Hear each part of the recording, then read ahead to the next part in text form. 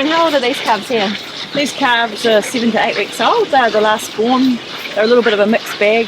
We've got a few white face and things with the heifers, so they're just all the leftovers really from the last 6 weeks. And what sort of paddock are they in here? Well, they've come from the nursery paddocks which had huts and really good shelter. Yeah. And this is like their next stage, so they'll spend a week or two here, and this is where we'll sort them.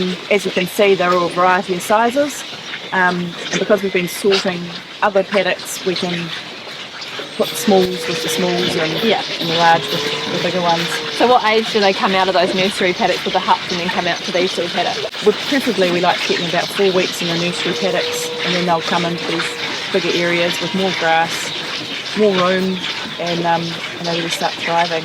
So they've actually only been out of their sheltered paddock for about 4 days at the moment. Yeah. So they've still got shelter with the hedges, bits of dips and hills and straw and things. So it's just the beginning of the next stage, really. So Karen, I see that these calves here have ear tags in their ears now. So what's the story with that? How do you work that? So beforehand, when they're in the sheds and they're first born, we don't tag until they're 4 weeks old. Yeah. And so the reason we do that is we can't match the calves to the mothers. We just have too many animals, too many for staff. So they're all DNA tested at 4 weeks old. Right. And so at 4 weeks old, they get dehorned, their first of their vaccine program, and then they get a DNA sample taken, and it's the most efficient way to match up calves to their parentage. Yeah. At the same time, you can test for BVD and other things like that. So for us, it gives us a very accurate decision on what that calf, who's the parentage of that calf. Yeah. And you can't go wrong with DNA Yeah. testing. Yeah. Exactly. So I guess when you're feeding the calves, Karen, it's a good time to take stock of the calves in terms of their health and that sort of thing. So what do your staff do at this time when they're feeding? So while they're feeding, it's a good chance to see if there's any slow drinkers or ones that are having problems. They look for pink eye, things like that. They'll clean up tails. They start getting hard bits of tea left on the tails, and we like to clean them up. Yeah. But it also desensitises them to have someone wandering around behind them. So it's the beginning of stopping them from kicking and things like that. Yeah. I encourage them, to be touching them all the time, so they get used to it.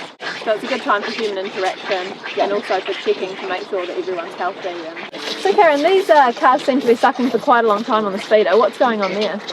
Well, for us, we like to slow them up and give them all a chance to drink their allotted amount. So we're not in division feeders anymore. So when would you make that switch from the peach teats to the milk bar teats? So it's within the first 2 weeks of their life. So they start off on the peach teats and the division feeders, and then they move to these milk bar teats in open feeding. But that's why it becomes quite critical that we actually have already seen who our fast and slow feeders are and put them in like-sized groups. Yeah. And then regularly pull out the slow drinkers. Yeah, and I guess because you've got such good attention to detail, you can pick up the ones that aren't dealing well with the change, really, can't you? And hold them back. Yeah. We've had a lot of ups and downs with this spring. We're finding, the cold, wet days are really thrashing the calves about.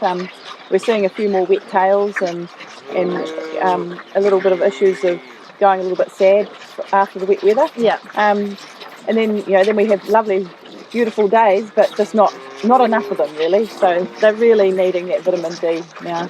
We're seeing a few sort of sloppy bums and things like that. So we just have to keep an eye on them and make sure that they have got a bit of shelter really. So what's been the biggest challenge this spring, do you think, for you guys? For us, it's literally been the sudden cold days.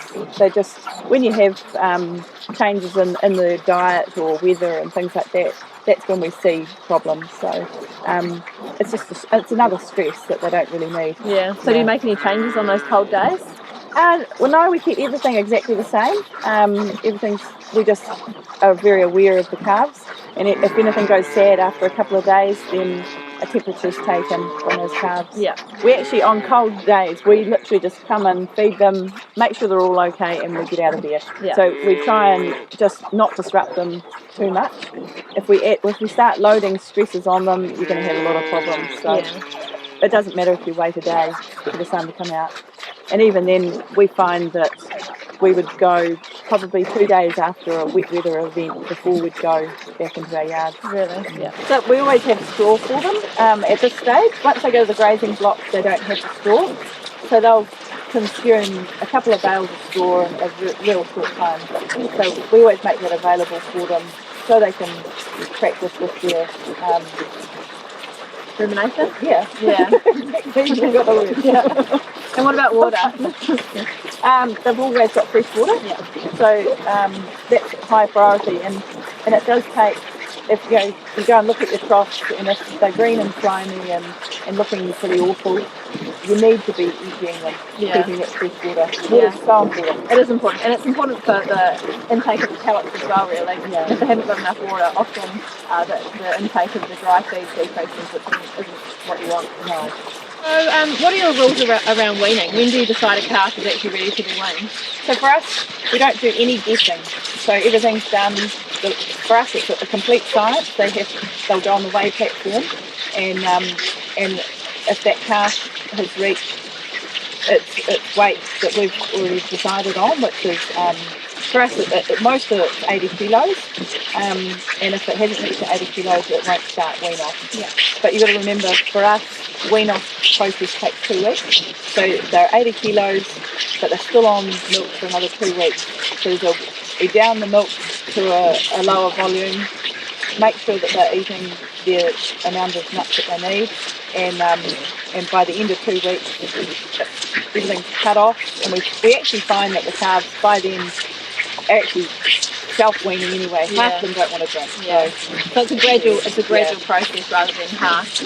And what about the intake of the nuts? Like, what level does that need to be before you're happy that a calf can be weaned? They definitely have to be eating that kilo. A kilo. Yeah. Per And calf per day. it is hard to tell that are they all getting it. And so as soon as we start weaning off and they're transferring onto the straight pellet diet, we'll notice that a calf might be going backwards or hollow or bellowing, and that's a calf that hasn't obviously been eating its kilo. Yeah. So they're the ones that might get pulled back and put on the feeder. Yeah, and I guess when you're weaning with that combination, so the weight and the pellet intake, you've got two factors there, so it's not like you're just weaning based on one factor. No. Yeah, which is great.